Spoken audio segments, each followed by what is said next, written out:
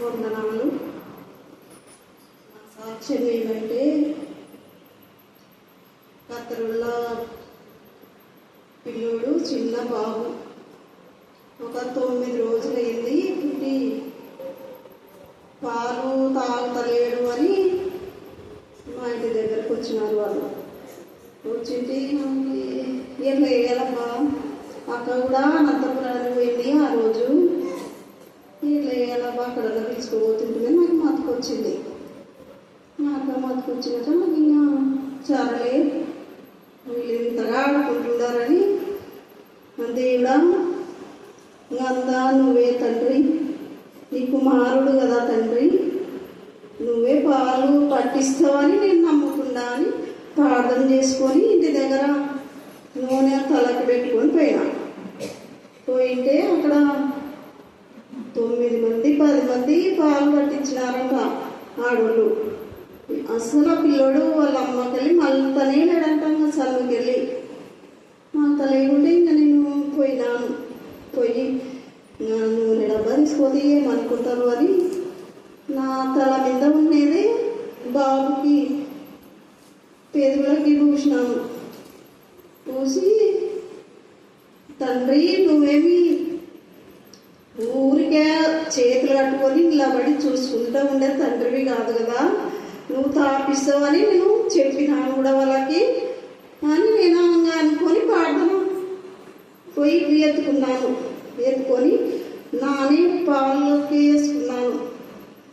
బాగా చెప్తున్నాడు కదక్క పట్టుకుంటాడని లేదు వాళ్ళకి చూస్తున్నారు. చూసి ఇట్లనే అలసుడమ్మ నువ్వు కూడా అని వాళ్ళ అమ్మకి ఇచ్చినాను. ఇచ్చి నా చేతిలో ఉంటే ఇంకా పాలు ఆపిస్తుంటే ఇంకా వాళ్ళమ్మ సంతోషపడుతుంది. అసలు ఫోన్లా ఎంతమందికి చెప్పినా మేము పాలు పట్టుకుంటలేడు అని ఎంతమందికి చెప్పినామని చెప్తున్నారు వాళ్ళు. అందరూ వాళ్ళు సంతోషిస్తున్నారు. వాళ్ళ అత్తోళ్ళు వచ్చినారు, అందరూ చెప్తున్నారు. వాళ్ళు చెప్తుంటే ఇక నేను కాదమ్మా దేవుడు అని చెప్పినా నేను. చెప్తే ప్రార్థన చేయించుకురాక నూనె ఇస్తా నూనె డబ్బా ఇస్తా అని ఇచ్చినారు. ఇంకా అక్క కూడా ఆ రోజు అనంతపురం వెళ్ళి ఇంకా ఫోన్ చేసి ప్రార్థన చేసి ఇచ్చింది నూనె. ఇంకా నూనె ఇంకా రోజు అదే పెడుతుంటారంట. పెట్టుకుంటే ఇంకా డబ్బా అయిపోయింది. మళ్ళీ ఈ రోజు కూడా ఇచ్చినారు వాళ్ళు. కానీ నా కూడా అక్కలోన నాకు దేవుడు కనిపించినాడు. అక్క రూపము అసలు కన్నుల్లో తెలుస్తే కూడా అక్కలగా కనిపిస్తలేదు, నాకు దేవుడే కనిపించినాడు. ఇంకా ఆ తండ్రి తక్కువైనా దేవుడు కాదు కదా అని నేను ధైర్యం చేసి వాళ్ళ ఇంటికి పోయినాను. ఇంకా సర్లేమ్మా కానీ వాళ్ళు సంతోషం అన్నారు. అక్క ప్రార్థన చెప్పి అక్కతోనే అంటే సర్లే అని చెప్పినాను నేను. చిన్న సాక్ష్యానికి దేవుడు జీవించిన కాక ఆమేన్ ఆమేన్ ఆమేన్. 8వ అధ్యాయము 1 నుంచి 5 వచనాలు చదువుకుందాము.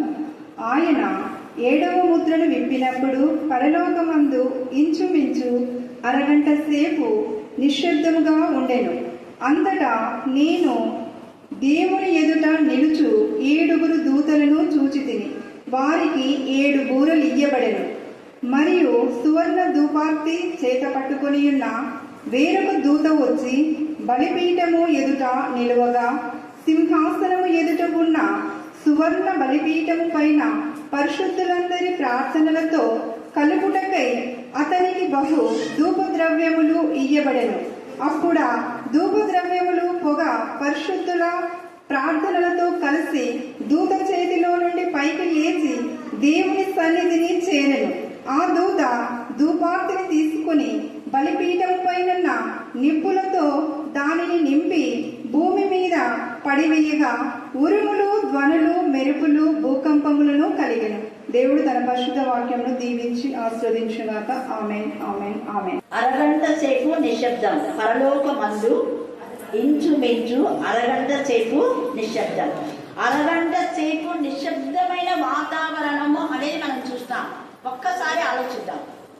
అర్ధగంట నిశ్శబ్దం అనేది ఉంది అంటే అసలు ప్రకటన గ్రంథంలో కాదు, సృష్టి యావత్తు అంటే తండ్రి అయిన దేవుడు ఆది కాండం నుంచి ప్రకటన వరకు కూడా మనం చూస్తే ఎక్కడ ఆయన మౌనంగా ఉన్నట్టు లేదు. ఉందా ఎక్కడైనా? లేదు. ఎందుకంటే కీర్తనకారుడు తేజగా ఏమని మాట్లాడతాడు? ఇశ్రాయేలును కాపాడేవాడు కునుకడు నిద్రపోడు. మరి ఆయన కునకగా నిద్రపోగా ఉన్నాడు. కునకని నిద్రపోని దేవుడు ఎంత ఇదిగా అరగంట సేపు మౌనంగా ఉండవలసి వచ్చిందంట. ఏంటి చాలా మంది ఈ విషయాన్ని అడుగుతుంటారు. ఎందుకు పరలోకం మంది అరగంట సేపు నిశ్శబ్దంగా ఉన్నారు? ఈ నిశ్శబ్దంగా ఉండే వాటిలో ఇప్పుడు ప్రకటన 14లో అక్కడ అనేక మంది 144,000 మంది స్త్రీ సాంగత్యంలో అపవిత్రులు కాని వాళ్ళు, స్త్రీ సాంగత్యం ఎరగని వాళ్ళు వీణలతో వాళ్ళు మంచిగా పాట పాడుతున్నారు. కొత్త పాట. ఆ పాట వాళ్ళని తప్ప వేరే వాళ్ళకు రాలేదు. అలాంటి మంచి పాట పాడుతున్న వాళ్ళ పాట కూడా ఏమైపోయింది? అయిపోయింది. నిశ్శబ్దం అంటే అంతే కదా. తర్వాత ప్రకటన 7వ అధ్యాయంలో పెద్దలు పాట పాడినారు. తర్వాత దూతలు పాట పాడినారు. 4 జీవులు దూతలు కలిసి పాడినారు. అక్కడ మనం పోయినసారే చూసుకున్నాం 7వ అధ్యాయంలో. ఇక్కడ ఆ యొక్క 11వ వచనం నుంచి మనం చూస్తే పెద్దలు పాట పాడినారు, తర్వాత దూతలు కూడా పాట పాడినారు. ఆ తర్వాత అందరూ కలిసి దేవుని స్తుతించారు కదా. ఇలాగ ఉంది. వీళ్ళందరూ కూడా మౌనంగా ఉన్నారు. ఆ తర్వాత అంతకంటే ముందు హెరాపులు శరాపులు రాత్రి పగలు ఆయన స్తుతిస్తున్నాయి, మౌనంగా ఉండటం లేదు. ఎప్పుడు ఆయన స్తుతిస్తున్నాయి, వాళ్ళు కూడా మౌనంగా ఉన్నారు. ప్రకటన 4వ అధ్యాయంలో అక్కడ ఉన్నటువంటి 4 జీవులు కూడా రాత్రి పగళ్ళు తండ్రి అయిన దేవుడు పరిశుద్ధులు పరిశుద్ధులు పరిశుద్ధులు పరిశుద్ధులు అని మానక స్తుతిస్తున్నారు. ఈ మానక స్తుతిస్తే వీళ్ళు కూడా మౌనంగా అయిపోయినారు. అసలు అర్థం కాలేదు ఏంటి ఇలాగా అంటే, దేవుడు వాళ్ళందరినీ మరి మౌనంగా ఉండమని చెప్పాడో లేదో మనకి ఇక రాయబడలేదు. మొత్తానికి పరలోకమందు ఇంచుమించు అరగంట సేపు నిశ్శబ్దంగా ఉండేనంటే వీళ్ళంతా మౌనం వహించినారు అని అర్థం. దాని అర్థం ఏంటంటే, తండ్రి అయిన దేవుడు ప్రకటన గ్రంథం చివరి దానిలో వచ్చేటప్పటికి మానసికంగా ఆయన బాధను వ్యక్తం చేస్తున్నాడు. అందుకే మౌనం వహించాడు. ఆయన బాధను చూసి, ఎందుకు అంటే ఇంకా తీర్పు జరగబోతుంది. ఆ తీర్పులో ఆయన యొక్క స్వరూపమందు ఆయనకు పోలిక చొప్పున నరులను చేయడం అనేది చేసినప్పుడు ఎంత సంతోషపడినాడు. నరులను చూసి అంత సంతోషపడిన దేవుడు ఈ యొక్క సృష్టి ముగించేటప్పటికీ, అంటే భూమి ఆకాశంలో ఇక లయం చేసే ఆ పరిస్థితి వస్తుంది అని తెలిసి ఆయన బాధపడుతున్నాడు. భూమి ఆకాశం లైపోతున్నాయి. అలాగనే తన యొక్క స్వరూపమందు చేసినటువంటి మానవుడు తన స్వరూపాన్ని కోల్పోయినాడు. దేవుని బాధ పెట్టినాడు. దేవునికి విరోధంగా తయారైనాడు. అపవాది యొక్క మాటలు విన్నాడు. అపవాది యుక్తిలో పడిపోయినాడు. అపవాది వలలో పడిపోయినాడు. తద్వారా వాళ్ళంతా కూడా నరకానికి వెళ్ళిపోతారు. అక్కడ యుగ యుగాలు అగ్ని ఆరదు, పురుగు చావదు. యుగ యుగాలు నరక యాతన. అంత బాధ వాళ్ళు అక్కడ అనుభవించాలని ఒక్కసారి ఆయన బాధతో కుంగిపోతున్న ఆ సమయంలో వీళ్ళు పాడాలనిపించారు. నాకు తెలిసి ఆయన కన్నీరు వచ్చిందేమో అనుకుంటాను. ఆయన కన్నుల నుంచి కన్నీరు వచ్చేసరికి ఎవరికి వారు స్తుతించడం మానేశారు. ఎందుకంటే వీళ్ళు రాత్రి పగళ్ళు ఆయన ప్రదర్శన చేసి ఆయన స్తుతిస్తూ ఉన్నారు. వీళ్ళు కూడా కాంగ్ అయిపోయినారు. చూడండి 16 వచ్చిన అక్కడ 16 కాదు, ఒక నిమిషం, 15. ఎవరు అంటే, యేసు రక్తంలో తమ యొక్క వస్త్రాలు శుద్ధి చేసుకొని తెలుపు చేసుకున్నటువంటి వీళ్ళు, అంటే మహాశ్రమ నుంచి వచ్చిన వాళ్ళు, హతసాక్షులుగా ఉన్నటువంటి వీళ్ళు ఏం చేస్తున్నారు అంటే, రాత్రి పగళ్ళు అంట దేవుని సింహాసనం ఎదుట ఉండి రాత్రి పగళ్ళు ఆయన ఆలయంలో ఆయనని సేవించుచున్నారు. సింహాసనాసుడైన వాడు తానే తన గుడారం వారి మీద కప్పును. వారికి ఇక మీద ఆకలి అయినను దాహమైనను ఉండదు. సూర్యుని ఎండైనను ఏ వడగాలి అయిన వారికి తగలదు. ఏలైనగా సింహాసన మధ్యమందు గొర్రెపిల్ల వారికి కాపరి అయి జీవ జలముల బుగ్గల ఎద్దుకు వారిని నడిపించును. దేవుడే వారి కన్నుల నుండి ఏం చేస్తున్నా, ప్రతి బాష్ప బిందువును తుడిచివేస్తున్నా. వీళ్ళ బాష్ప బిందువులను తుడిచివేయడానికి యేసే ఆల్రెడీ కన్నీరు కార్చాడు. ఇప్పుడు దేవుడు కూడా కన్నీరు కార్చుతున్నాడు. దేవుని కళ్ళలో నుంచి ఆ కన్నీరు చూసేసరికి ఎవ్వరు ఏం చేయలేకపోయినారు. స్తుతి చేయడం మానేశారు. ఎందుకంటే ఆయన ముఖదర్శనం చేస్తూనే ఆయన స్తుతిస్తున్నారు. ఆయన స్తుతిస్తూ ఉంటే ఉన్నంతలో ఆయన కన్నుల నుంచి నీళ్లు వాళ్ళు చూశారు. అందుకే బాధ, యేసయ్య బాధ, తండ్రి అయిన దేవుని బాధను వాళ్ళు చూసి మౌనం వహించినారు. అరగంట సేపు మౌనం. ఇంకొక విషయంలో ఆలోచిస్తే ఆ అరగంట సేపు తండ్రి అనే దేవుడు తన యొక్క ఉచ్ఛ్వాస నిశ్వాసాన్ని వదులుతున్నాడు కాబట్టే మనమంతా జీవిస్తున్నాం. ఆయన ఊపిరి విడవగా మనమందరం జీవితంతో ఉన్నాం. మరి ఆయన ఊపిరి బిగపడితే ఒక్క సెకండ్లో అందరం చచ్చిపోతాం. ఆక్సిజన్ అందకపోతే అందరూ ఏమైపోతారు? లయమైపోతారు. ఆక్సిజన్ ద్వారానే మనమంతా జీవిస్తున్నాం. అలాగా దేవుడు ఒకవేళ ఆక్సిజన్ బిగపట్టి ఉంటే మనం ఏమైపోతాం? ఈ సృష్టిని నాశనం చేసే విషయాన్ని వీటన్నిటిని మనసులో తెచ్చుకొని ఆయన 6 గంటల సేపు మౌనంగా ఉండిపోతున్నారు.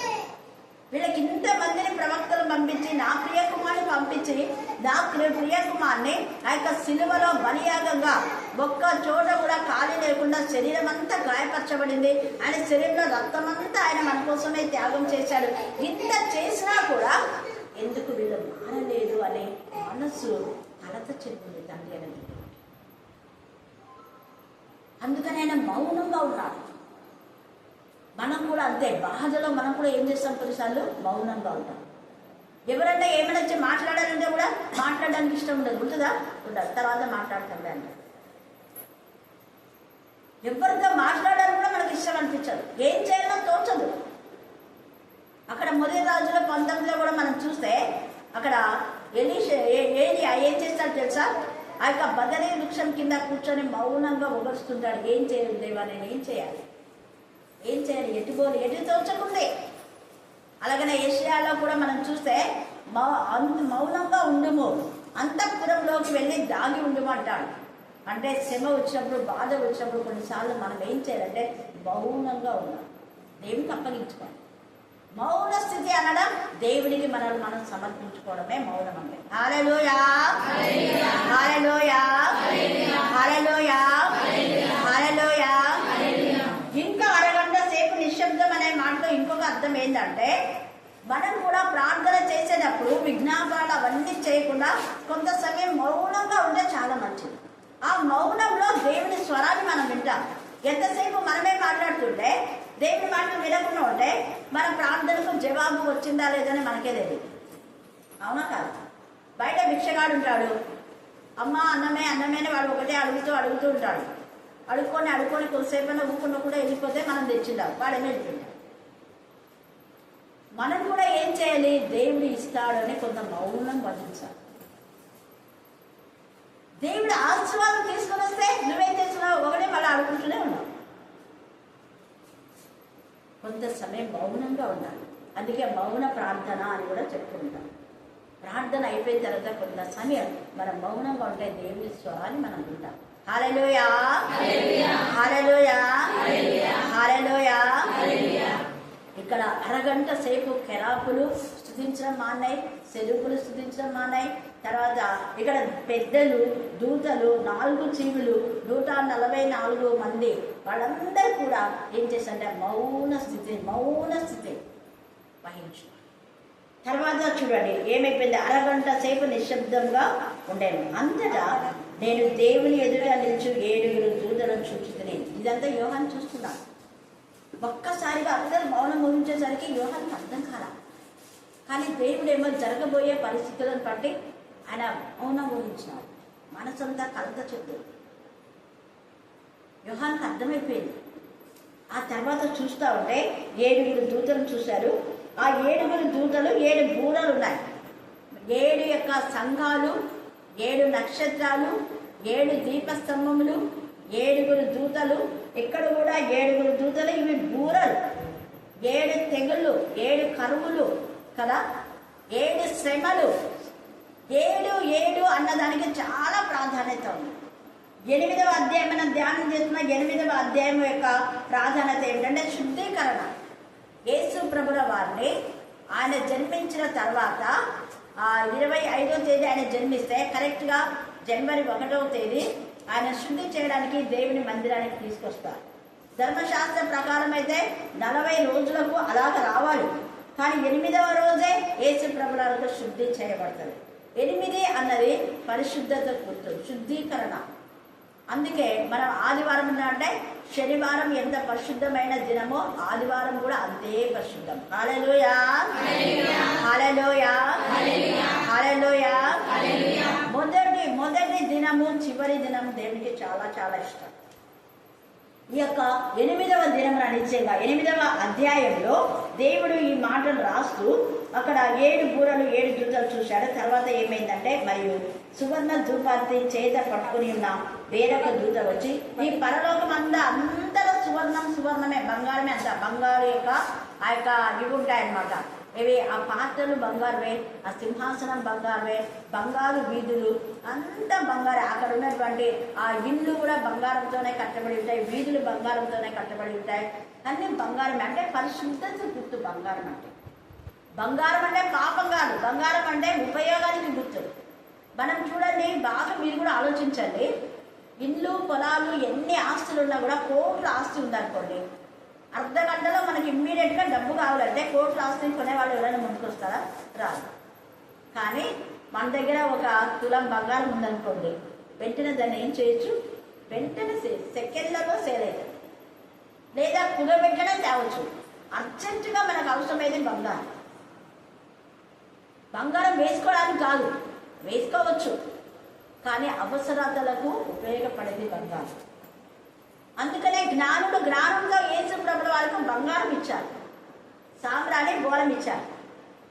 కొంతమంది బంగారం ఎందుకు, బంగారం వేసుకోకూడదు అని అంటుంటారు. వాళ్ళ వాక్యంలో లేదు, లేనివని చెప్తుంటారు. వాళ్ళు కలిపి చెప్పేటటువంటి బోధలు అంటే అవే. ఎక్కడ బంగారం వేసుకోకూడదు అనేదే లేదు. కాకపోతే ఈ యొక్క బంగారంతో దేవతల యొక్క బొమ్మలు చేసి, దేవతల యొక్క ఆకారంలో చెవిపోగులు, దేవతల ఆకారంలో ఆ యొక్క రింగులు ఇప్పటికి కూడా ఉంటాయి. కొంతమంది పాము ఆకారంలో ఉంగరాలు పెట్టుకుంటుంటారు కదా, మీరు చూస్తుంటారు. అలాగా తర్వాత కమ్మలు కానివ్వండి, దేవతల ఆకారంతో నగలు చేస్తుంటారు. లక్ష్మీ బొమ్మంట, అదంట, ఇదంట, ఇవి ఉండకూడదు. అవి అప్పుడు ఉన్నందుకే వాటిని అన్నింటినీ అగ్నిలో వేసి దూడ చేశాడు అహరోను కదా. అది దేవునికి గురిగా, నిజంగా దేవునికి అది ఎంతగా బాధను కలిగించింది. కాబట్టి ఈ యొక్క మధ్యాహ్న కాల సమయమందు బంగారం ఉంది అంటే ఉపయోగానికి, అవసరతలకు వాడుకోవాలి, కానీ కేవలము సెల్ఫ్ పోస్ట్గా మాకు ఉంది అని చూపించుకోవడానికి కాదు. హల్లెలూయా, హల్లెలూయా, హల్లెలూయా, హల్లెలూయా. అది ఎక్కడ. అందుకే నేను దానికి ఎక్కువగా విలువ ఇవ్వను. ఉంది అంటే ఎవరైనా అవసరమైతే ఇచ్చేస్తుంటా. నేను వేసుకుంటా, నాకు 2 ఉన్నాయనుకోండి, ఒకటి ఎవరైనా వేసుకోండి అని ఇస్తాను. కొన్ని రోజులు వేసుకున్న తర్వాత మళ్ళీ మీరు ఇవ్వండి అని చెప్తాను. వద్దు అంటారు. ఏం పర్వాలేదు, కొన్ని రోజులు వేసుకోండి, ఏం తప్పలేదు. కానీ ఎందుకు నేను చెప్తున్నానంటే, 2 మీరు ఉంటే ఒకటి ఇమ్మన్నారు కదా, 2 దండలు ఉంటే కూడా ఒకటి వేరే వాళ్ళకి ఇవ్వడంలో మనకు మంచిదే, లేదా అవసరతలకు వాడుకోవడం మంచిది. ఇక్కడ కూడా సువర్ణ పాత్రలు, చాలా మంది సువర్ణ పాత్రలు ఏమక అంటుంటారు. ఆయన బంగారు దట్టి కట్టుకొని, బంగారు దట్టి అంటే ఇంటి వరకు ఉంటుంది, ఏసైకు బంగారు దట్టి ఉంటుంది. తర్వాత ఇవన్నీ కూడా ఎందుకంటే టాపిక్ వచ్చింది కాబట్టి, ఇలాగ బంగారం గురించి చెప్పేవాళ్ళు 10,000 చీరలు కట్టుకుంటుంటారు. అది వాక్యంలో ఏముంది? ఖరీదైన చీరలు కట్టుకోకూడదు అని ఉంది. కానీ ఖరీదైన చీరలు కట్టుకుంటారు, బంగారం మాత్రం వేసుకోరు. తర్వాత నగలు పెట్టుకోరు, కానీ ఇక్కడ బ్రోచెస్ పెట్టుకుంటుంటారు. చూసినారా మీరు? చాలామంది స్పీకర్స్ చూసినారా? నేను చూసినా. ఎందుకు నేను ఈ మాట చెప్తున్నా అంటే, వేరే వాక్యానుసారంగా మాత్రమే మనం తీసుకోవాలి. దేవుడు చెప్పింది ఏంటి? హృదయ శుద్ధి గలవారు ధన్యులు, వారు దేవుని మన హృదయ అంతరంగ స్వభావం దేవునికి ఇష్టంగా ఉండాలి. ఇక్కడ అందుకనే ఈ బంగారు పాత్ర, ప్రతిదీ బంగారమే ప్రతిదీ పరలోకంలో. అందుకే వాళ్ళు బంగారు పాత్రలకి, సువర్ణం అంటే బంగారం అనమాట. ఆ బలిపీఠం వాడు ఏం చేసిన చూడండి, ఎదుట నిలువగా సింహాసనం ఎదురున్న సువర్ణ బలిపీఠం. ఆ బలిపీఠం కూడా సువర్ణంతోనే, కరుణాపీఠం బంగారంతోనే, తుమ్మకర్ర ఉంటుంది, దానిపైన మళ్ళీ బంగారంతో చేయబడిన కెరూబులు ఉంటాయి. అందుకనే సువర్ణ బలిపీఠం పైన పరిశుద్ధులందరూ అంట. ఒక్కరానుందే చెప్పండి, అందరూ చెప్పండి. పరిశుద్ధులందరి ప్రార్థనలతో కలుపుటకే అతనికి బహు ధూప ద్రవ్యములు ఇవ్వబడెను. అంటే ఈ యొక్క ఆ యొక్క కెరూబుల అంటే బలిపీఠంలో ఉన్నటువంటి ఆ నిప్పులను తీసి ఈ పరిశుద్ధులతో కలిసి అది దేవుని చేతిలో నుంచి ఏమైపోయింది, పరములకు కొనుకోబడి. హల్లెలూయా, హల్లెలూయా, హల్లెలూయా, హల్లెలూయా. చూడండి ఎంత నిజంగా. అందుకనే ప్రార్థన అంటే చాలా విలువైనదిగా మనం ఎంచాలి. ప్రార్థన అంటే ఆషామాషి కాదు. ప్రార్థన పరిశుద్ధుల ప్రార్థన అని ఉంది ఇక్కడ. పరిశుద్ధుల ప్రార్థన. నేను ఎందుకు కొన్నిసార్లు ప్రార్థన చెయ్యను అని చెప్పేది ఎందుకు అంటే, మనం పరిశుద్ధంగా ఉండాలి. ఒకటి, వాక్యంతో నింపబడాలి. వాక్యం వినరు. వాక్యం వింటే కదా హృదయం శుద్ధ అయ్యేది. హృదయం శుద్ధ అయినప్పుడు చేసిన ప్రార్థనకు ఫలితం వస్తుంది. ఇప్పుడు నా మటుకు నేను పరిశుద్ధంగా ఉన్నాను, మరి ప్రార్థన అడిగిన వాళ్ళు కూడా పరిశుద్ధంగా ఉండాలి కదా. ఉండాలా ఉందా? ఉండాలి. హల్లెలూయా, హల్లెలూయా. వాక్యం వినరు, ధర్మశాస్త్రం విననులని వారికి శాపంలో ఉంది. అంటే వాక్యం విన్న తర్వాత మనం ప్రార్థన, వాక్యం అస్సలు ఇష్టపడదు, కానీ ఒక్క నిమిషం ఒక సెకండ్ ప్రార్థన ఇష్టపడతాం. కానీ ప్రార్థన మంచిదే. ఆ ప్రార్థన వాక్యంతో నింపబడిన ప్రార్థన పరిశుద్ధ ప్రార్థన. నీ హృదయం వాక్యంతో నింపబడితే నువ్వు చేసే ప్రార్థన దేవుడు వింటాడు. అక్కడ దైవజనుల ప్రార్థన, నీ ప్రార్థన మనకంటే ముందు విజ్ఞాపన చేయి ఆత్మ ప్రార్థన చేస్తుంది. మొట్టమొదట విజ్ఞాపన చేయి ఆత్మ ప్రార్థన, దైవజనుల ప్రార్థన, వాక్యం ద్వారా శుద్ధి చేయబడిన నీ ప్రార్థన కలిసి దేవుని సన్నిధిలోకి వెళ్తాయి. హల్లెలూయా, హల్లెలూయా, హల్లెలూయా. ఈ మధ్యాహ్న కాల సందు మన ప్రార్థన పరిశుద్ధంగా ఉండాలంటే పరిశుద్ధమైన వాక్యంతో మనం నింపబడాలి. పరిశుద్ధమైన రక్తంతో మనం కడగబడాలి. మన పెదవులు పరిశుద్ధతగా ప్రార్థన చేస్తేనే ప్రార్థన ధూపమై దేవుని సన్నిధికి వెళ్ళేది. యెషయా 6వ అధ్యాయంలో నా పెదవులు అపవిత్రమైన పెదవుల దగ్గర ఉన్నాను కాబట్టే పెదవులు అపవిత్రమైన. నువ్వు అపవిత్రమైన పెదవుల దగ్గర ఉండకపోతే నీ పెదవులు అపవిత్రమవుతాయా? ఎప్పుడు పదే పదే పాటలు పాడేవాళ్ళు ఉన్నారు అనుకోండి, ఆ పాటలు మన నోట్లో అనుకోకుండా వస్తాయి. రోజు మన అంటుండేది ఎప్పుడు నేర్చుకుంటామాక అందరు పాడుతుండే వాళ్ళతో పాటు నువ్వు కలిసి పాడతావు అంటే వింటుంటాం, పదే పదే పదే వింటుంటాం కాబట్టి వచ్చేస్తాయి. సపరేట్గా కూర్చొని నేనేం నేర్చుకోను. కాకపోతే ఎవరు పాడినా వింటా. చర్చిలో ఎవరు వాక్యం చెప్పినా వింటున్నాను కాబట్టి చెప్తుంటా. మీకు నిర్లక్ష్యం వద్దు. పనులు ఉన్నప్పుడే మన యొక్క ఆత్మ ఎక్కడ వాక్యం వినబడితే అక్కడ, ఎక్కడ పాట వినబడితే పాట ప్రార్థన వినేవారంగా ఉండాలి. అప్పుడు మన హృదయం శుద్ధి చేయబడుతుంది. మన పెదవులు ఎల్లప్పుడూ ఆయన సృష్టిస్తూ ఉంటే మన ప్రార్థన ధూపమై దేవుని సన్నిధి చేస్తుంది. ఇక్కడ ఆ యొక్క బలిపీఠం పైన నిప్పులతో కలిసి అంట ఎంత బాగా చెప్తున్నాడు చూడండి, ఎంత చక్కగా. అప్పుడు ఆ ధూప ద్రవ్యముల పొగ పరిశుద్ధుల ప్రార్థనలతో కలిసి దూత చేతిలో ఉండి పైకి లేచి దేవుని సన్నిధిని చేయడం. ఆ దూత ధూపార్తిని తీసుకొని బలిపీఠం పైన నిప్పులతో దాన్ని నింపి భూమి మీద పడవేయ. నిప్పులతో నింపి అనే మాటలు అర్థమైందంటే భూమి మీద పడవేయగా అంటే ఈ పరిశుద్ధులను ఎంతగా బాధ పెట్టినారో, ఎవరెవరు బాధ పెట్టినారో వారు ఆక్రందన చేసిండ్రు కదా, వారి ఏడుపు, వారి కన్నీరు అలాగే ఉంటుంది. పాపం ఆ కన్నీటికి జవాబుగా అప్పుడు వాళ్ళకి ఏమనుకుంటారు, పరిశుద్ధులను బాధ పెట్టేందుకు వాళ్ళ శిక్ష రాలేదని ఇంకా బాధ పెడుతూనే ఉన్నారు. ఒక చర్చిని పడగొడితే ఏం కాలేదని అన్ని వందల చర్చిలు పడగొట్టారు. దేవుడు ఊరుకోడు. వందల చర్చిలు పడగొట్టి 100 మంది, ఎంతమంది వేలు దైవ పిల్లలు చంపేశారు. రక్తం అంతా ప్రవాహమైంది. అప్పటికి శిక్ష రాలేదు, కానీ ఒక రోజు ఉంది శిక్ష. అక్కడ వాళ్ళు చేసిన ఆక్రందన దేవుని సన్నిధిలో ఉంది. ఆ సమయంలో దేవుడి కాలంలో, సమయంలో దేవుడి అధీనంలో ఉన్నాయి. ఆయన సమయాన్ని చూసి ఆ ప్రార్థన ఇప్పుడు కుమ్మరిస్తున్నాడు భూమి మీద. ఎవరెవరైతే దేవుని పిల్లల్ని బాధ పెట్టారో వాళ్ళందరికీ శిక్ష. చూడండి, నీ ప్రార్థన నీ కన్నీరు వృధా కాదు. నువ్వు అనుకుంటున్నావు నన్ను బాధ పెట్టిన వాళ్ళకు తొందరగా శిక్ష రాలేదు ప్రభు అని. మనం దాని గురించి ఆలోచించకూడదు. దేవునికి అప్పగించాలంటే దేవుని దృష్టిలో ఆ శిక్షలో, ఆ బాధలో, ఆ శ్రమలో, ఆ వేదనలో, ఆ కన్నీలో, ఆ రోగంలో నువ్వు దేవునితో అంటుకట్టబడి ఉన్నావా లేదా అని చూస్తాను తెలియదు. మనకి ఎన్ని కష్టాలు ఉన్నా వేదంలోనే దేవుని మనం స్తుతిస్తే ఆ ప్రార్థన దేవుని సన్నిధిలో ఉండదు. అక్కమక్క ఎన్నిసార్లు గుండె పల్లెలా ఏడ్చింది. వాళ్ళు ప్రభువు నమ్ముకున్నారని వాళ్ళ కొడుకుని చంపడానికి వచ్చారు. కానీ నేను అన్నా, వాళ్ళు చంపడానికి వచ్చినా కూడా ఒక్క చెయ్యి కూడా వాళ్ళకి పడదు. ఎందుకంటే ఆల్రెడీ చనిపోవలసిన కుమారుని ఉరివేసుకొని చనిపోయి చావు బ్రతుకుల మధ్య దేవుడు సజీవంగా నింపి సాక్షిగా నిలబెట్టాడు. కొన్ని సంవత్సరాలుగా ఆ కుమారుని సాక్షిగా నిలబెట్టాడు దేవుడి ప్రణాళిక మేరకు. అలాంటి వ్యక్తిపై ఎవరు ఏం చేయలేదు. హల్లెలూయా, హల్లెలూయా, హల్లెలూయా, హల్లెలూయా, హల్లెలూయా. మీకు ప్రత్యక్ష సాక్షి మా తిరస్మే. నిజంగా ఎన్ని కుక్కలు వీధిలో ఉన్నాయి, అవన్నీ అట్లనే పాములు చంపిస్తే పాములే ఉంటారు. కానీ దానికి ఎంత రోషం చూడండి. ఇక్కడ ప్రార్థన జరుగుతుంది, మా వాళ్ళకు హాని కలుగుతుందని, దానికి హాని కలుగుతుందని తెలిసి కూడా అది దానితో పోరాడి దాన్ని చంపేసి, అంత పెద్ద నాగం అది, దానికి ఏమి హాని కలగలేదు. నాకైతే ఏం చేసినాను ఇవాళ దానికి ఏం కాకుండా చేయి తండ్రి అని అనుకున్నాను. చక్కగా ఉంది.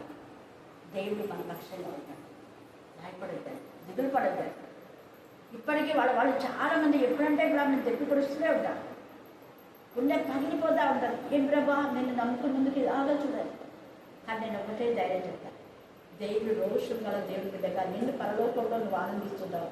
నిన్ను బాధపడిన వాళ్ళకు అడుగు. ఇక్కడ చూడండి ఏమంటే ఇక్కడ మెరుపులను భూకంపంలో కలిగేనంట. భూకంపం కలిగితే ఎంతమంది ఎలాగైపోతారు మీకు తెలుసు. మెరుపులు భూకంపమును కలిగిన అనే మాట ఇక్కడ రాయబడింది. ఈ యొక్క మరి మధ్యాహ్న కాల సమయమందు మనం మన యొక్క కష్టాన్ని దేవునికి అప్పగిస్తాం, మన బాధను దేవునికి అప్పగిస్తాం, దేవుడు చూసుకుంటాం. కానీ మన పని దేవుని ఎల్లప్పుడూ స్తుతించాలి. వీరు మహాశ్రమ నుంచి వచ్చినారు, అక్కడ ఎంత కన్నీరు కార్చారో ఇక్కడైతే ఆనందంతో దేవుని స్తుతిస్తున్నారు. వాళ్ళ కన్నీటి ప్రతి భాష బిందులు దేవుడు తుడిచివేశారు. ఇక్కడ దుఃఖం ఉండదు, ఆకలి ఉండదు. అక్కడ ఎన్నిసార్లు ఆహారంలో సరిగా టయానికి అన్నం లేక కదా, ఎన్నిసార్లు కేరళ కాంతం అక్కడ నాతో కొన్ని మాట్లాడి కొంత విషయంలో బాధపడింది. నాకు కూడా బాధ అనిపించింది. అన్ని సమృద్ధిగా ఉండి కూడా టయానికి భోజనం చేయలేని పరిస్థితిలో ఉంటారు కొంతమంది వృద్ధులు.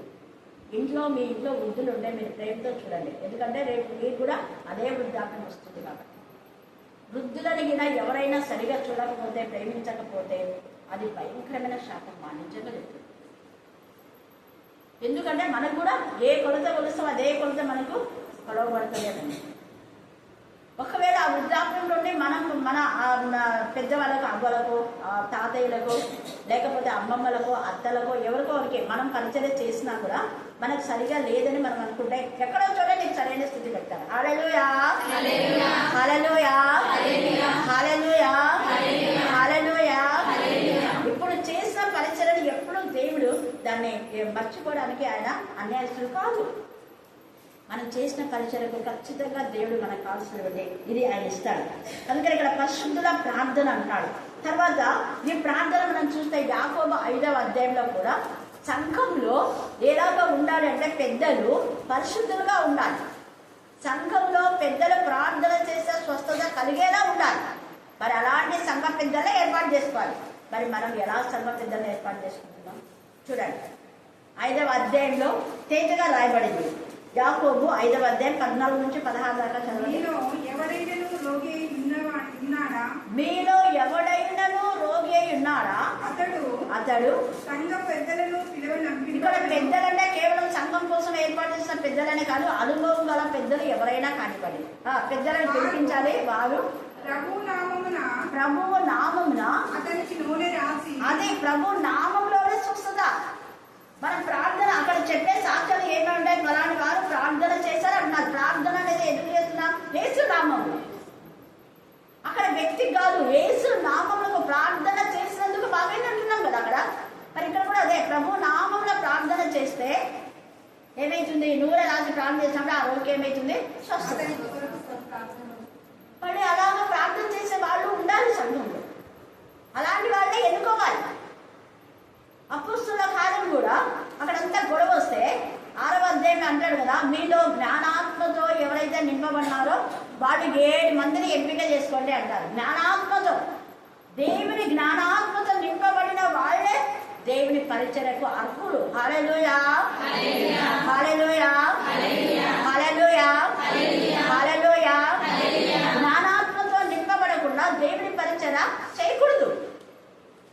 అధ్యక్షులయ్యే వాళ్ళు నిందారహిత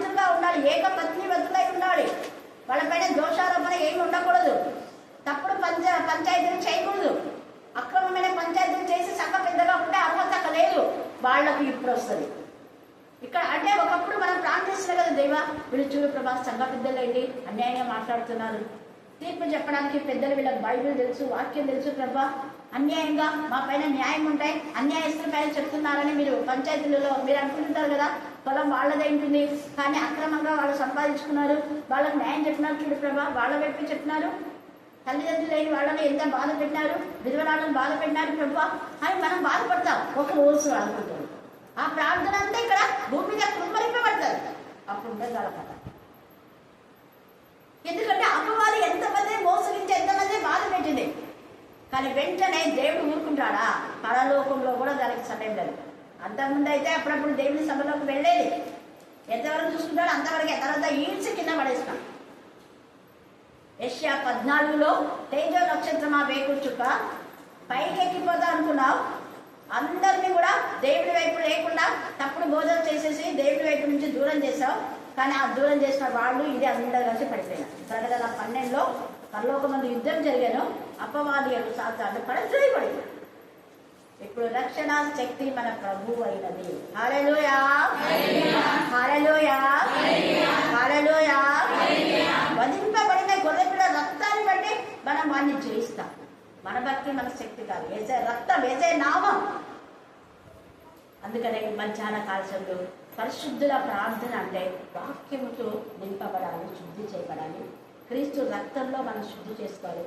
అప్పుడు మీ ప్రార్థనకు ఖచ్చితంగా దేవుడు జవాబు ఇస్తారు. దేవుడు ఈ లేఖన భాగాన్ని దీవించి ఆశీర్వదించుగాక. ఆమేన్ ఆమేన్ ఆమేన్. కలిగితే కంపల్సరీ సాక్ష్యం చెప్తాను, నాకు స్వస్థత కలుగుతుంది అని ప్రే చేసుకున్నాను, నాకు స్వస్థత కలిగింది. ఇంకా ఒక 2 రోజుల ముందు పాప ఆడుకుంటూ సాయంత్రం పూట నేను ఇంట్లో వంట చేస్తుంటే పాప ఆడుకుంటూ బయట, ఆ పాప చిన్న పాప కాబట్టి ఆ పాపకి ఏం తెలియదు, బ్యాగ్ పట్టుకొని చిన్నపిల్లల హ్యాండ్ బ్యాగ్ పట్టుకొని ఆడుకుంటూ ఉన్నాడు. దాంట్లో చెంకి ఉండేది. అయితే ఆ పాపకు తెలియక అంతా మీన పోసుకొని అసలు ఒళ్ళంతా చెంకి కళ్ళకు అసలు చెవులో నోట్లో అసలు పాపను చూస్తే నాకు అసలు ఒళ్ళంతా చెమటలు పట్టిపోయింది. అసలు అంత భయం వేసింది పాపను చూస్తే, నోట్లో ఉడికెళ్ళిపోయింది. అసలు ఎంత భయం వేసింది అంటే అంత భయం వేసింది. పాప క్లీన్ చేసుకుంటే ఏడుస్తుంది, బాగా ఏడుస్తుంది. ఇంకా అక్కడ చూసిన వాళ్ళు అన్నారు నోట్లోకి వెళ్ళింటే పాపకు డేంజరు, నోట్లోకి వెళ్ళిందా ఫస్ట్ అంటే నోట్లో ఉంది అని అన్నాను. అయితే ఏం కాదు అన్నారు, కానీ నాకు లోపల చాలా టెన్షన్ అవుతుంది అసలు.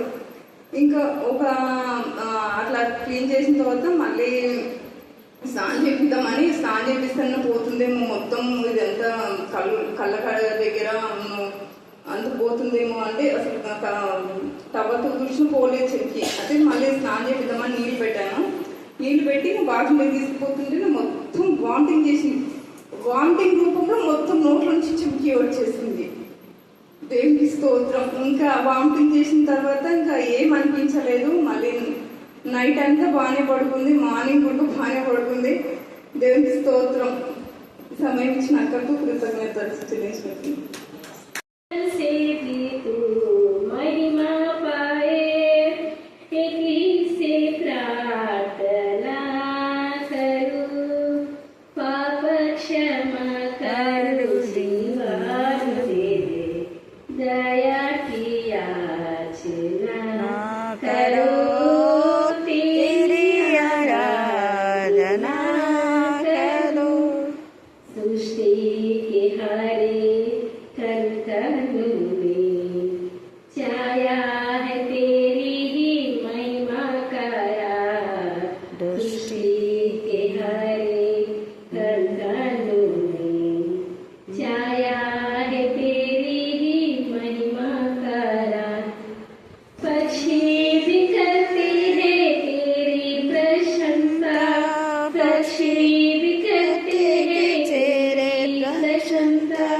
हर पल सुनाते हैं आनंद का